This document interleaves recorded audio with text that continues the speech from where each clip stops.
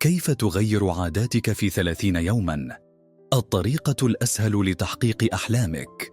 أولاً، عليك أن تتعرف إلى العادة التي تريد تغييرها، فالتعرف على مصدر العادة وتحليل دوافعها يساعدك في السيطرة عليها. ثانياً، ابدأ بتطبيق تغيير صغير يتسم بالقابلية للتنفيذ، فالتغيير التدريجي يبني سلوكاً جديداً بدون أن ترهق نفسك.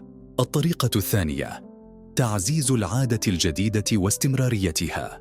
ثالثاً، استخدم الطرق البصرية لتتبع تقدمك، فإن إنشاء جدول ووضع علامة يومية يحفزك ويزيد من دافعيتك.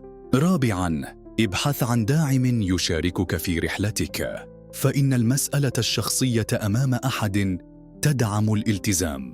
خامساً، كافئ نفسك عند تحقيق تقدم ملموس، فإن المكافآت ترسخ الشعور بالإنجاز وتعزز من استمراريتك. سادساً، كن صبوراً ولا تستعجل النتائج، فإن تغيير العادات يتطلب وقتاً وإصراراً.